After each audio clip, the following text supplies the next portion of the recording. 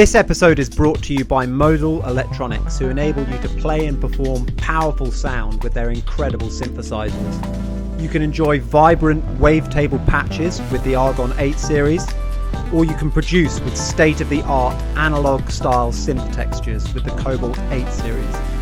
To check out Modal Electronics' incredible array of synthesizers, go to modalelectronics.com. Modal Electronics. Dare to sound different.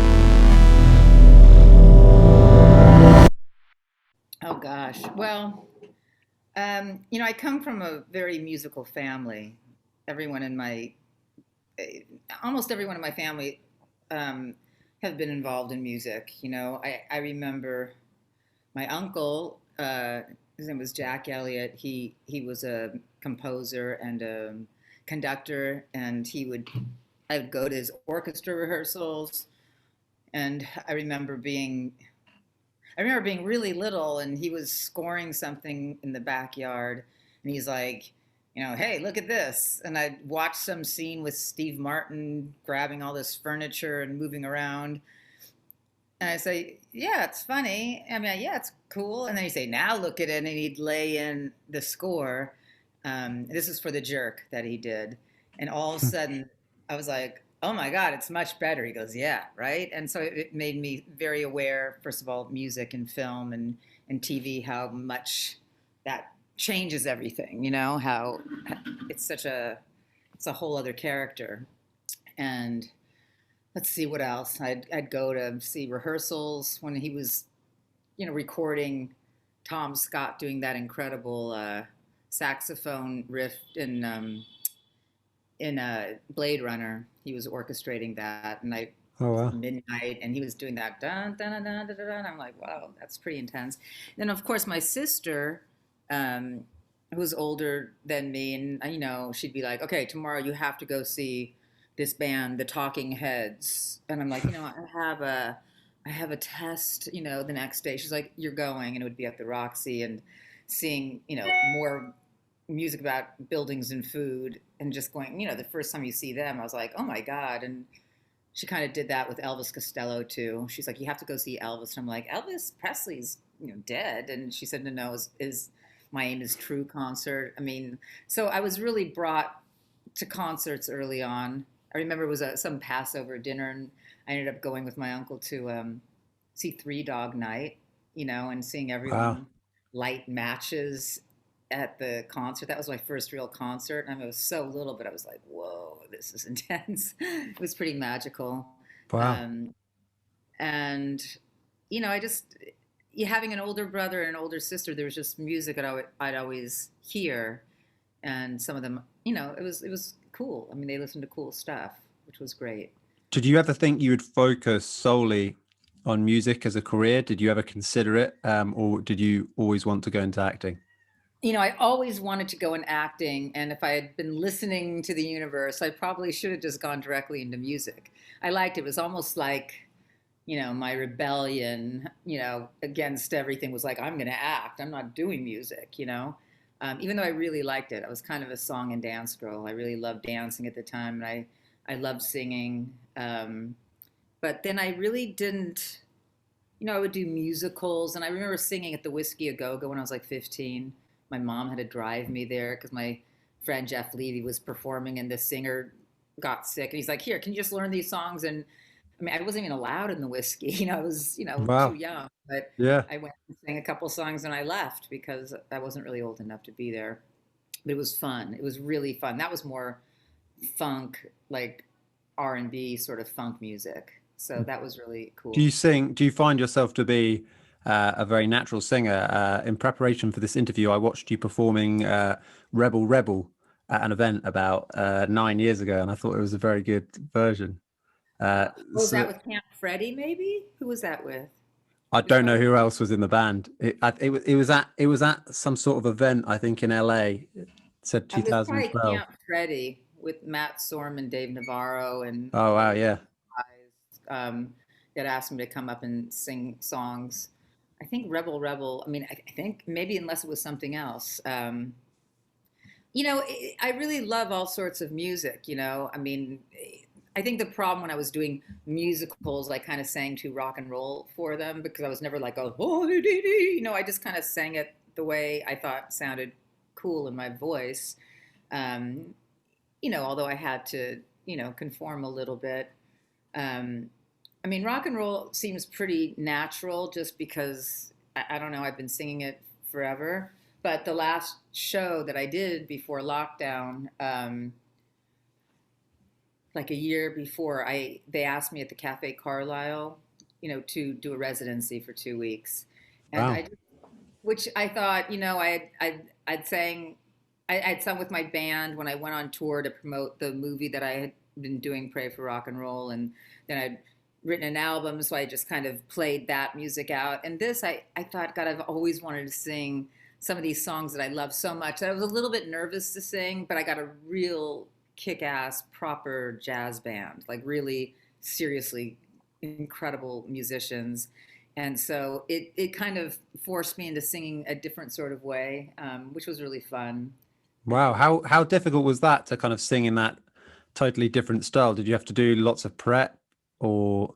Um, you know, I think any prep went out the window because as soon as these guys were so cool. They're just like, let it loose, you got it. I'm like, okay. And as soon as I relied on my band and just went with the mode and got out of my own way and kind of sang it in the way I always heard it, as I was younger. And I just I don't know, I just kind of uh, instinctually went with the sound that we were going with. It was cool. That's awesome. So it's definitely something that comes very naturally to you. So in terms of acting, I read somewhere or other that your first uncredited role was in the Beatlemania movie. Is that true? Yeah, I was my friend's parents, I think, were producing the Beatlemania movie, and I was really more a dancer then, and so they needed some dancing legs. So it's just really me from the waist down, like doing all these dances. I think there was a couple other people, and I was like, sure, I was like 15. I thought it was really fun. Were you and are you a big Beatles fan? I mean, how are you not a big Beatles fan? Well, I mean, I asked that question, but then again, one of my best mates says he hates the Beatles and thinks they're boring old music. I mean, he's an idiot, to be fair. Your best friend? Well, yeah, I mean, he's not my best friend anymore. I've cast him to one side I after mean, that really. I mean, how do you not idiocy. love the Beatles? The Well, I Beatles know. are just so, I mean, just album after album after album after song is just, it's pretty incredible what they produced. Yeah, absolutely. And a bit, I mean, so was that role then kind of before, when did you start, full on in acting? I really wanted to be an actress since I was younger. I mean, I think I saw a play and I thought, oh, those are the magic people. It was Beauty and the Beast. I think it was like four. And I thought, it was just very magical to me, and I thought it was like they were almost aliens, the actors. I'm like, who are those people? And then I remember going to junior high my first year, and a few of my friends were doing a play, the school play, and I was watching it going, wait a second, those aren't like magic people, those are just my friends. And I thought, yeah, I think I could really do this. I think my competitive nature kicked in. I'm like, I can actually do this better than those people. I already started analyzing what they were doing and what I would do differently. And so then that year, I think the next year, I started taking acting in school, and then I started, doing the plays. They started casting me in the leads of the plays, which was kind of fun. And in terms of like, singing, how did you get your start on Broadway? Um, how did I get my start on Broadway? Well, I'd certainly been doing a lot of theater, and I had done musicals before, but the first Broadway show I ever did was Cabaret. And I had met Sam Mendes at I think a SNL party, or an SNL taping, and I thought he was just a really nice guy, and I thought he was such a great director. And I saw Cabaret, and of course, his production was so insanely good. And I just thought, oh my God, I would really love to do this one day. But it was already being done, and then out of the blue, it was just one of those weird nights. I ended up moving into a friend's place who was a real singer on Broadway. I'm like, I should be doing musicals. Why aren't I doing musicals? And then I got this crazy call from Sam saying, I think it would be really great if you came in and played Sally Bowles, And I thought, that's amazing. That was like good manifesting. And, he kept saying, don't worry about the singing, don't worry about the dancing. She's not supposed to be so great. And I was like, oh, okay. And then, of course, these songs are so incredible. Once I started singing, I think it was the first musical I had done in a really long time. I hadn't been singing at all. And the musical director was all of a sudden like, you could really sing. And then it just kept getting better and better. And I actually could dance it, but we had to kind of deconstruct that a little bit just to make it fun. And then from Cabaret, Alex Steyermarker had seen the show, and he was doing this movie, Pray for Rock and Roll, about this punk rocker who never quite makes it, and at what point do you give up? She was a tattoo artist also. And when he saw me singing that, then he came to me and he said, listen, I'd love you to do this. He said, do you play, we have to kind of figure out the guitar thing. I said, I've been playing guitar since I was 11. I was playing, acoustic and really folky songs. And then they got me an electric guitar. And Joan Jett, of all people, she was working on the project at the time. She showed me how to play electric guitar. She's like, stand like this, put it here, do this. And I was like, go, great. And an electric guitar is actually a lot easier than, an acoustic guitar because it's, the neck. And Was that the first time that you'd played guitar? in Pray for Rock and Roll. Yeah. It was the first time I played electric guitar. Electric. But, Yeah. but guitar kind of before that, like acoustic, was that something that you kind of dabbled with, or were you like dabbled really with into it? I mean, to be honest, I remember I have the older brother and sister, and, I'm the little sister always trying to get into the room. And for some reason, I was taking acoustic lessons just because my sister was doing it, so I would do everything she did, and I really liked it. And then for some reason, I remember thinking, if I learn how to play Stairway to Heaven, like I can get in the room. And so I taught myself how to play Stairway to Heaven. I don't remember how I learned it, but How long did that take? I don't remember. But I was good enough that I got in the room, and the beginning of Roundabout, I learned how to do that. Oh, So I just, at 11, I was like, I'd play, and they'd be like, oh, yeah, she can come in. So it was really just to get into the room. That was my motivation. and in terms of, that kind of storyline of not making it, or it taking a long time to make it, do you think you would have pursued, because, from what I gather, like show business and acting, all the rest of it is a fickle business. If you hadn't made it, how long do you reckon you'd have kept trying? If I hadn't made it at what? At Acting. At acting. It's hard to say. I think, I never really had a plan B. And I think, there were certainly times where I wasn't, quote unquote, making it. I wasn't making a living, and I wasn't getting the jobs I wanted. And so I said, I'm not going to do this anymore. I think my fallback plan was to go to Spain and become a flamenco dancer. I don't know why, but that was always my plan B in my head. But every time I would give it up, I would get really upset, and I'd cry, and I'd be so upset. I'm like, I haven't told anyone I'm not doing this. And as soon as I would really let go, like for real, a job, I would get a job. So I don't know what that says, but every time I would try to give up, I really couldn't, just because it was, I think it's like any profession that's in the arts. If you could give it up easily, I think you do, because it's very difficult, You're almost like a slave to it at some point. It just kind of, just when you think you're out, it like pulls you back in. And I mean, it seems like a lot of creative people kind of need to do whatever their calling is. Just, it's like a purpose. But that's interesting. How many times did you come close to going to Spain? Really once in my head, maybe twice. But then, and I think there was a time where I did, quote unquote, give up acting. I was really frustrated. And that's when I started doing music. And that's after the Pray for Rock and Roll. And then I had to go on tour to promote the movie. Yeah. And it was so much fun. And then I started getting offers for all these gigs that were paying me decent prices. Like, hey, will you come and do this? Will you do this? And then I just thought, fuck, I mean, I'm going to do this for a while. And then music started coming into my brain. It's like I gave myself permission. And then I was a little bit obsessed with doing that. And so I kind of did music for a little bit, much more so. And then I made it the rock documentary, and I did the movie. And then I ended up making an album.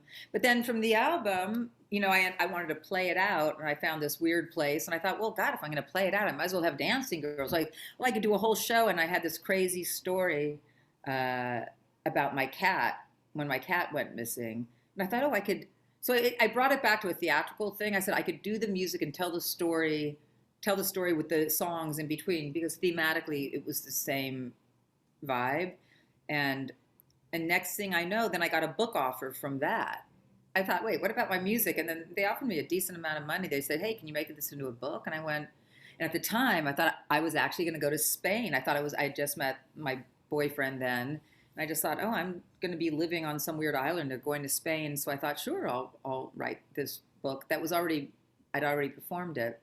And then once I started doing that, I started writing more. So then I kind of left acting. I was doing music. And then from music, I went into writing more than I wanted to, write. I was writing, I had this mini series in my head that I had sold, although it never got made. And then I kept writing things that were sold and never made. And I just think the next step is into actually just writing those scripts myself, but I can't do both. I used to be able to multitask. Someone was saying to me the other day, they're like, why aren't you doing music? I said, because I'm writing right now. When I write shows, I kind of get, it's a different rhythm, I wake up early and I write. If I was doing music, I was staying up late and writing all hours of the night. Yeah, it must be, I mean, there must be examples of people who can multitask between writing full-on prose and music, but not many. I mean, you need to throw yourself into things. When you were touring, how many dates did you do? For the Pray for Rock and Roll movie. For the movie, and then after? I toured for 3 weeks, just 3 weeks across America. But I had a tour bus and everything. It was cool. Wow. It was really fun. And then they did the documentary about that whole project, about how you toured it, because that's not very. That was me doing it. I mean, I said, well, how are we going to pay for that? And then, oh God, what's the name of the company? IFC. They just said, we'll give you money if you do this. I said, I'm not doing a reality show. I'll do a documentary, and I'm in charge of it. And, and then we had a director, and then he ended up doing the one thing that I said, you can't put a camera in if I don't know, everything's got above board. If I don't want to be filmed with certain friends coming. And then he had a hidden camera when someone came in. I said, okay, you're out. So then I ended up directing it with my friend Seth, which was really fun. I had so much fun. And in terms of the album that then, came out, how come that's not up on streaming services and stuff? Is that just because you've not been really focusing on music for a while? You mean my album, The In Search of Cleo? Yeah. I don't know, because I'm an idiot. I didn't have a music manager. I just kind of made the album and I put it, I think, on iTunes. And then I guess I should, I don't know. Because I have no one doing that stuff for me. So when it comes to me doing it, I just kind of space out and I just go on to the next project. Well, I mean, also alongside that, you're incredibly busy. I mean, would you say that is there a period of your life where you've not had some kind of extremely intense project going on, whether it's being in a TV show or a movie or writing or playing gigs or, doing shows? I try not to. I mean, that's when I tend to get depressed if I'm not doing something. I think the last year and a half, it was kind of hard on everyone.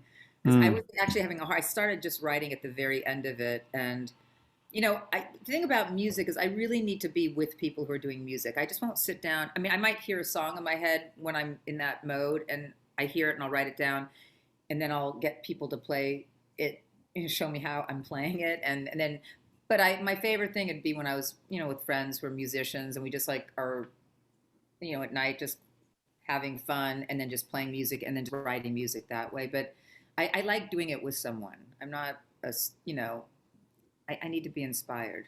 I like working with people. Yeah, you weren't going to spend lockdown kind of writing and playing by yourself. Yeah, I was with a friend of mine who didn't really play music, so that was kind of a drag. It's hard to play the Jew's harp alone, and then I didn't have a guitar there. And, I don't know, I go through really weird phases. I mean, maybe I'm just lazy, and it's really stupid that I didn't because after the movie and I was touring, then the guy I was living with at the time was an incredibly great guitar player. So you would think I would learn, but instead I'd be like, oh shit, you play it, and then I have really great musicians around me all the time. So instead of just doing it myself, I'd be like, oh yeah, you do this. And which was lazy, kind of dumb and sad. But when I have to learn, I do it. When all of a sudden I had to do my show, I'm like, oh my God, I've got to learn all the stuff that I've done. Well, and also learning electric guitar for a movie, these type of things are not things that people can do very, not everybody can do those things. But Well, from luckily what, I'd learned how to play guitar when I was 11. So I could actually really learn, and it wasn't like hard, it was so like it's pretty punk quick to rock, be able to change like over, power chords and strumming. It wasn't, finger picking or something. yeah, it was pretty basic. And I have good rhythm, so I have a good, musicality. So, But uh, what so for my listeners who are, as ignorant as I was, what is the Jews harp? Because you are, from what I gather, a very, very good player of the Jews harp. But like, how did that come about? one of the oldest players of the Jews harp. Um, I'm really proud of my Jews harp playing. The Jews harp came about. I watched Snoopy on TV and I became obsessed. And it was like the first thing I ever stole was a Jews harp. I saw it at the store when I was a little kleptomaniac when I was like 7.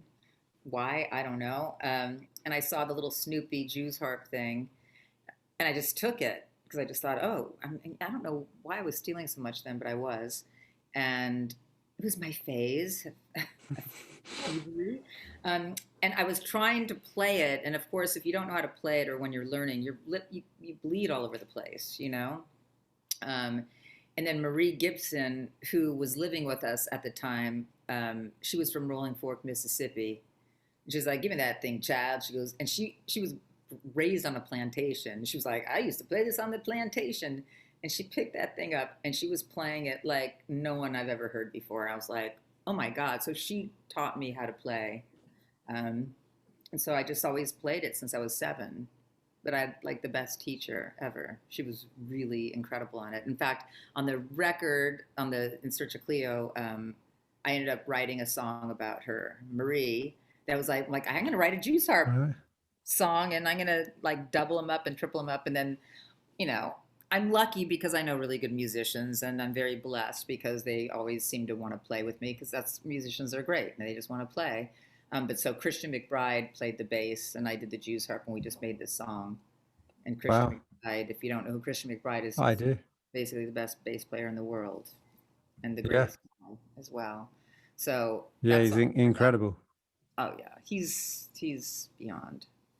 And I mean, your juice art playing, because obviously, most people listening are going to know everything about your acting career, but they might not know that there have also been some quite amazing moments in rock and roll and pop music with juice harp playing. So, how did you come to play juice harp on a collaboration between Paul Simon and Herbie Hancock? Uh, that's a crazy story. That's a really interesting story. Um, this is the truth. Do you want the truth of the story? I was going to a Grammy party that Clive Davis would have at the Beverly Hills Hotel as he does before the Grammys. And I was going with my cousin, Paul, who was, no longer around, from Cheyenne, Wyoming. So he was staying at the hotel.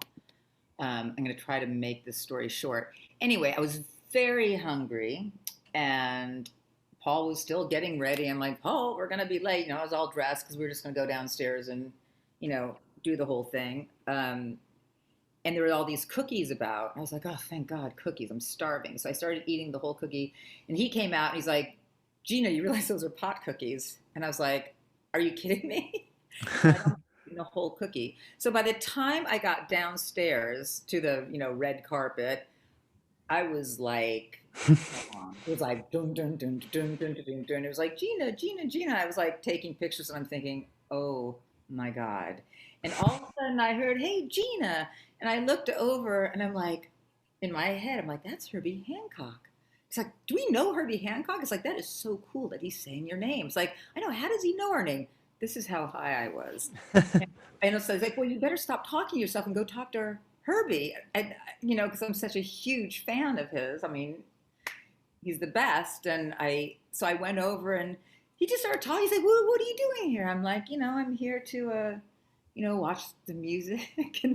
and I said, well, what are you doing here? And he said, oh, I'm making this record. And I'm, he starts telling me about it.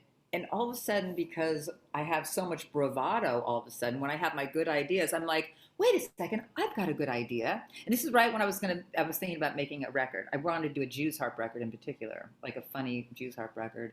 Um, oh no, maybe this is when I was going to make the regular record. I don't know. Anyway, I just said, wait a second, I've got a good idea. I said, so if you're doing all these different artists, I said, it's like a train. And, you could have oranges or you could have Levi's or you could have whatever, cats on the train, as long as the links are similar and you have he's like, I said, well, you and we could be the link. And he's like, what are you talking about? And he goes, wait, what do you play? I said, I play the Jews harp. And he's like, the Jews harp? And I'm like, here, play something. And all of a sudden, Herbie starts going, do, do, do, do, do, do. And I'm like, I said, I don't have my Jews harp, but, I'm in this gown. I'm like, I'd go like, bam, bam, bam, bam, bam. So Herbie and I are both like doing this at the end of the red carpet. My friend is looking at me. My cousin's just like, shh, like, no, you've got to stop. And I was like, wait a second. I said, we need to play together, Herbie. And he's like, well, yeah. He goes, yeah. He goes, that's a good idea. And I said, but if I play on your record, you got to play on mine. And Paul, my cousin's looking at me like, are you out of your mind? But Herbie's like, all right, great. Give me your number. I said, cool, I'll play. And I'm thinking, great, I'm going to be playing with Herbie. My friend, I got inside. They're like, you need to sit down and not talk to anyone. And I was just like, that was really fun. Of course, the next morning I was horrified. I was like, oh my God, I cannot believe I was saying this to Herbie Hancock. I thought, well, that was really, those cookies, oh my God. Who knew? And then like a few weeks later, all of a sudden I got a call. He's like, hey, Gina, it's Herbie Hancock. You got your Jews harps with you? And I said, yeah, I mean, I've got to go home. He's like, great, come to the studio because I'm recording Paul and I want you to come on this thing. And it was just like that. And Wow. But he never really heard me play. And I thought, oh my God. And when I went in there and I started playing and you have all these incredible musicians listening to me like, she sounds like the didgeridoo. Paul Simon didn't know about this, of course. And I think he was pissed going, who is this girl? And then at some point, and then Herbie's like, all right, he doesn't know you're here, but when he comes in, I'm going to do this and you start playing. And I'm like, oh my God, this is a nightmare. I just wanted to play with you. I don't know Paul Simon. This is scary. And he goes, no, it's good. And so the music was playing and he said, okay, go. And then Paul's looking at me like, what is going on? So I just started doing it. He almost seemed annoyed. He's like, oh, fine, great, go in there. Let's record this now. But right away, as soon as I had never heard the piece. I just had to go and listen and just kind of play along. My God. With all these like great jazz musicians. I'm like, okay. And then as soon as we finished, though, I finished my beat, Paul went right in and started mixing it in. And Herbie was like, he likes it. And it ended up making it on the album. And then I remember saying to Herbie at some point, I said, how did you know I could actually play? Like you never really heard me play. That could have been a disaster. And he goes, because you were just so confident. I believed you. He goes, I just believed what you were telling me. And I went, so maybe the cookie got me to go. I would have gone up there in normal face. So that is an amazing story. But what bit of a disappointment that Paul Simon was so intimidating. Because he's so amazing. Well, I think he takes his music really seriously. And I think he's quite brilliant. And you have like the incredible musicians all around. And all of a sudden he's looking and there's some dumb girl sitting in the room. And it's like, who is this person? Why is she here? Right? I mean, I think I had my hair in pigtails and because Herbie's like, hurry up. And I was like walking through, Central Park. It was a cold day. I looked insane. And so I think I understand that he's just like, who is this chick? Like, why is she here? And then when I played, he was like, oh, I mean, he was just a very serious guy, as you know, tell from his music. Well, yeah. I mean, it's very good music. So, I mean, but what an amazing experience! And obviously, you had the nerve of steel because you managed to, do it. I had no choice, really. A lot of people would have frozen. Like, I think some people would have considered just running away at that point when furious Paul Simon comes out. If Herbie Hancock asks you to come and play something, you're like, you got to do it. I mean, how often does that happen? Never. Yeah, I mean, very, very true. But I mean, I'm kind of a bit I mean, I love the Scissor Sisters, but I'm a bit disappointed in the way that I led with Herbie Hancock, and now I've got to ask you about Scissor Sisters because I mean Herbie Hancock, but I mean both, Nothing's 'cause gonna especially really. because you played on Tadar, which was a great. Was that the second Scissor Sisters album? I don't know, but you played on I Can't Decide. Like, how did you meet the Scissor Sisters? How did I meet the Scissor Sisters? I can't remember. I met Jake, and Jake, we just hit it off right away. And we just kind of like, I think he took me out. Oh, I remember. He thought it was funny. He's like, listen, I'm taking you to this thing tonight. I was like, what? He's like, and I just liked him so much. And he ended up taking me to a showgirls, like a UCB showgirls goof thing. And it was really funny. And we just laughed our heads off. He's just like such a fun guy. And I don't know how it came about, but he's like, somehow I was doing music and Jew's harp, and he's like, "Oh my God, will you come and play on this song? We could use a bum bum bum." I said, "Sure." I really like playing with my friends. When my friends ask me, it's not like I go out and like as a Jew's harp for hire, But if it's someone cool, I would do it. Mm. Well, I, I mean, pretty cool people to play with, and especially like that. Those first Scissor Sisters albums were so good. Like, it's a shame that they didn't keep going. I'm not sure why they didn't, but they were they awesome they albums. stop. I mean, I feel like with COVID, who knows what's going on? Are they I not? did. They did it. They continued making records for a bit, but I don't. I think Jake Shears went solo a couple of years ago. Made Oh, made a very good record, but I guess it's always difficult whenever you take on a new name. People want you to do the Scissor Sisters I stuff, haven't but talked to him for a while. he's very talented. He's talented and a super nice guy. Yeah, yeah, I but always that's really cool. feel. But what was the first music video that you ever appeared in? Because you've been in a couple of music videos by some amazing artists as well. Oh, the first music video, that's a crazy story too. Oh, this is a really crazy story. I was on my way to do an existentialism final at NYU. It was going out, and my friend at the time was managing the cars, and they were doing a video. And he said, "Oh, stop by," because it was on 8th Street. It was near school. And I was like, "Well, I've got 2 hours," and it was snowing. So I was like, "Where am I going to go?" "Yeah, I'll just go hang out there until I have to go to school." Um, and as it turned out, it was that Hello Again video that Andy Warhol was directing, right? Even which I didn't know, and all of a sudden there's all this whispering, and someone came up and said, "Andy would like you to be in the video." And I said, "What?" I said, I said, "Well, okay." Like, Andy Warhol's asking me to be in a video, like, you can't say no to that. Even though he didn't personally ask me, he would whisper, and then someone else would come and say something to me. But I said, "Well, I only have 2 hours because then I have to go take an existentialism test," which is bizarre on its own, right? Um, a lot of the time, my life is very weird. It's like kind of dreamy. If you just go with the flow, weird stuff just seems to happen. So I was in a scene, and they put me in some Steven Sprouse dress, and they told me to look hot and sexy. I think that's what they were calling out to the girls, like hot and sexy. I'm like, you know, fine, whatever that means. And then they asked who had a big tongue, and I was like, I do. And so they had me put hello on my tongue, and as Andy came to be the waiter, I would stick my tongue out at him and said, hello, hello again. But of course, the first time I did it, we waited so long. And so when I came out, all this drool just came out. It was really embarrassing. And then we had to do it again. I did it a few times, and I'm like, great, I got to go. And I went to take my test. That must have been such a surreal day. Did you do well in the test? Yeah, I got an A. I got an A in that Wow. class. I So remember that. so you smashed it. What was Andy Warhol like in general? I don't know. I didn't talk to him. He was very quiet. He wasn't. He would just tell people things, and they come and tell other people things. So yeah, it's a shame. I would have really loved to have talked to him, but he definitely gave the vibe off like you weren't supposed to go up and talk to him Mhm. unless he wanted to. So and I was just Is that the vibe with people in terms of, if you're working on a project? I mean, obviously there are probably instances where it's sort of people, well, there'll definitely be instances where it's people kind of wanting to come and talk to you as opposed to you wanting to go and talk to other people.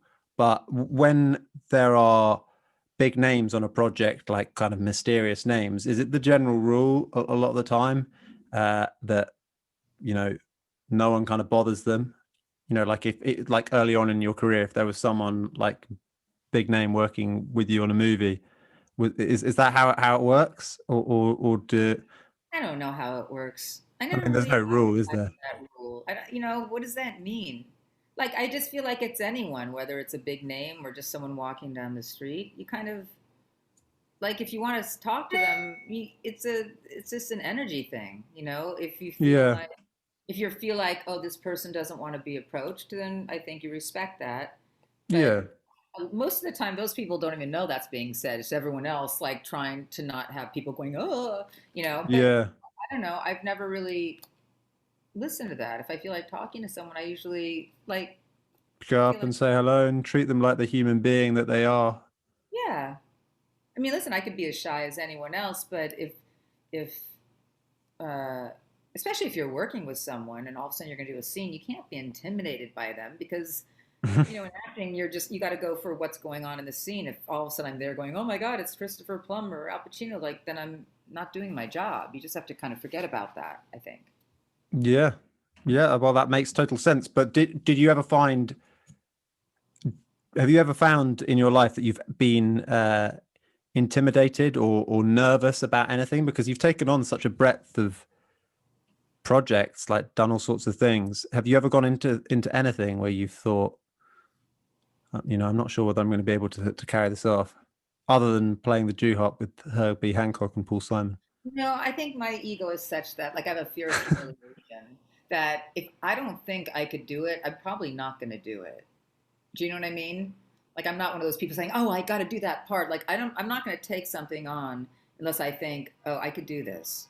I mean, I might be scared going like I've got to really work to get there, but if I don't have an innate impulse of like I could kill this thing, I don't think, you know, there's certainly parts that have I've looked at them like, "Oh, that's amazing," but I'm like, it's not really my thing. Someone else will do a better job with that, or you know what I mean? It's just I don't believe in Just taking on anything. yeah.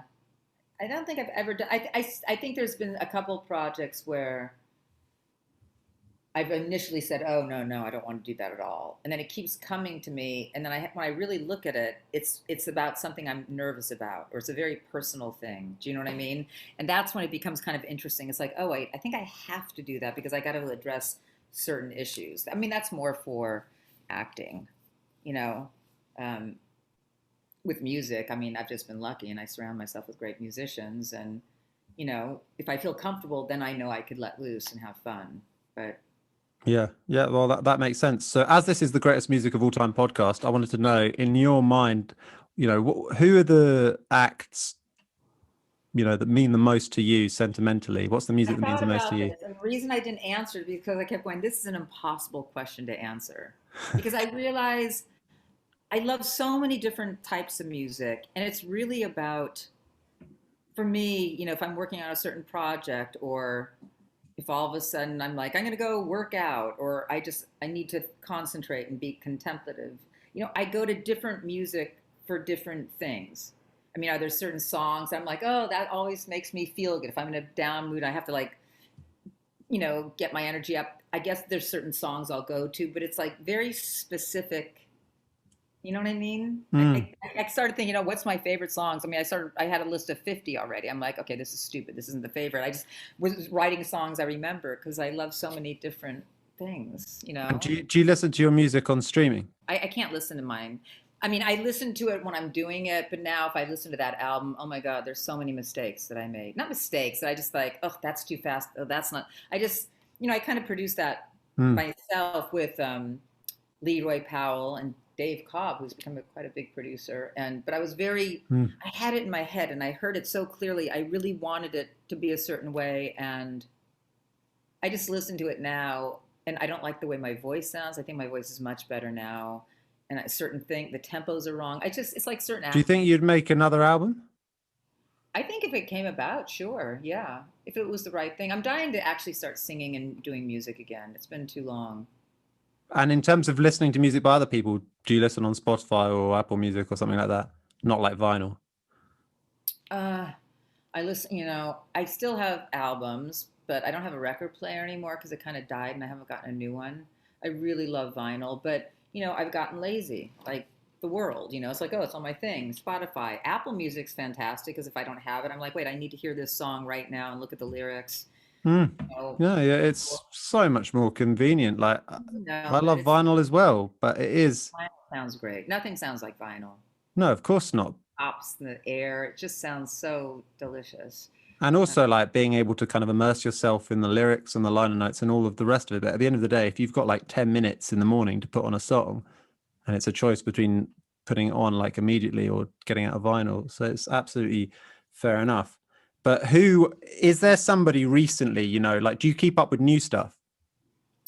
Um, I go through phases. Like I said, like when I was doing the Wild Women Don't Get the Blues, my Cafe Carlisle, it was just all, old schools, like from Ida Cox to Mildred Bailey to, Ella Fitzgerald. I mean, I was going into that world.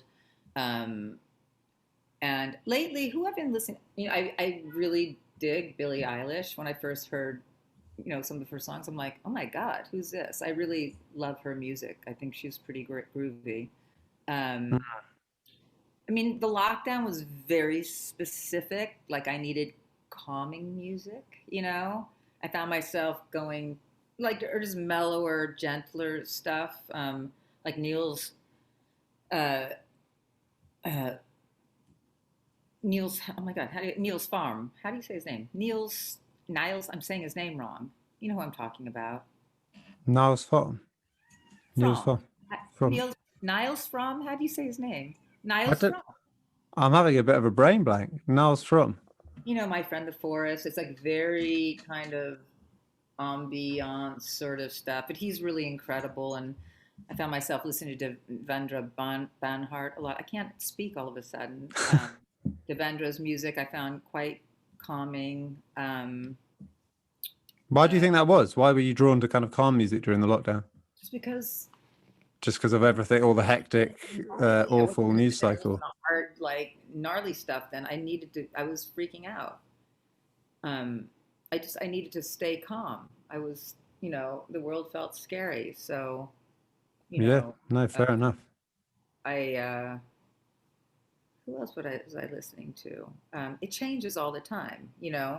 Like the other day I had to dance. I'm like, I just have to move. So like I go to Old Jackson 5 just because I like that. And then, we've lost so many people. That's just been not so good. But who else? Of course, I listen to Christian McBride because I just love him and it just puts me in a certain mood. But I don't know who I listen to. Duke Ellington. I've been listening to a lot of Duke Ellington recently. But I mean, essentially, your taste is just extremely eclectic because on the one hand, you can sing kind of jazz style now as you did your residency, or you can do rock and roll. So obviously, you'll have listened to all that stuff. So I mean, And it is. I like singing country and blues probably the most. But listen, I'll always go to the Jimi Hendrixes or Tom Waits or Elvis Costello. I mean, like I have my go-to people. But it's like you wake up and I'm like I have to hear time because it puts me in a certain zone. Cat Powers I've been listening to a lot lately. Her Pandora Station I like a lot. Um, Laurie Anderson, who's I'm lucky to call my friend. She did this crazy show the other day, and it was just such weird music, but it was like perfect and groovy. I'm all over the place. That's why I'm Mm. like, God, I mean, Patsy Cline. I love Patsy Cline. Or I'll listen to Serge Gainsbourg. No, I think you've done a pretty good job at naming artists off the top of your head. Because unless I'd kind of thought Stevie about Wonder. it, Stevie Wonder was his birthday the other day. I'm like, oh yeah. I mean, my was it? favorite. Yeah. Yeah. I mean, and he's like he could write a love song like nobody else, and he always lifts you up. Mhm. Simon Field delivered like, you can never go wrong with Stevie.